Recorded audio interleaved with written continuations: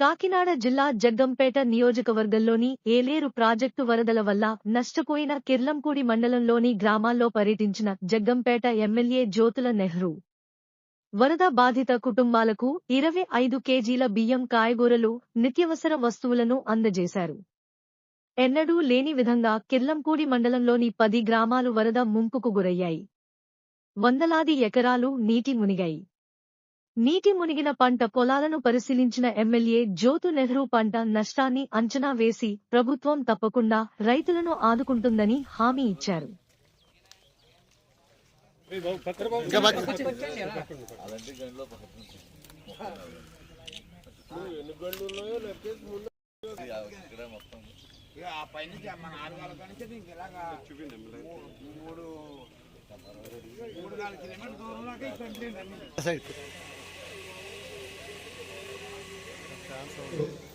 ప్రతి ఇంటికి కూడా మీ అందరికీ ఇవ్వడం జరిగింది. ఏర్పాటు సంవత్సరంలో ఇచ్చారా? ఇచ్చారు కదా.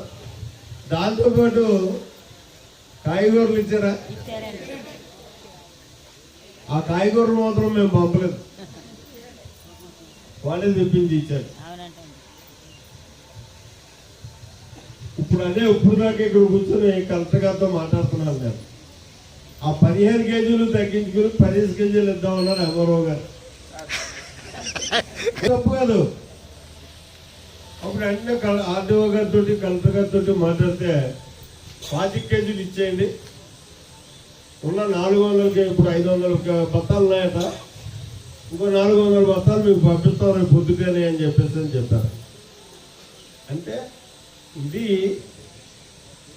మానవతా దృక్పథంతో ఆలోచన చేసే ప్రభుత్వం ఇవాళ ఈ రాష్ట్రంలో పనిచేస్తుంది అన్నానికి నిదర్శనం ఇదే.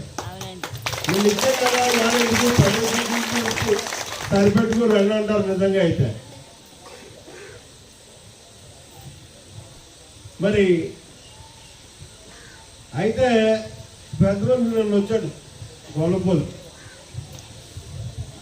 ఇన్ని కార్యక్రమాలు ఇక్కడ చేస్తుంటే మేము వరద వచ్చిన వెంటనే చంద్రబాబు నాయుడు అక్కడ దిగి రాజపాలెంలో ప్రతి ఇంటిని పరామర్శించి ప్రతి వ్యక్తిని ఇక్కడ దాకా ముక్కుల దాకా వచ్చి ఇవన్నీ కూడా గళ్ళు ఇవన్నీ చూసి ఆయన అయితే ఏం చేయలేదని చెప్తున్నాడు. గండి గొల్లపోలు వెళ్ళి మండలం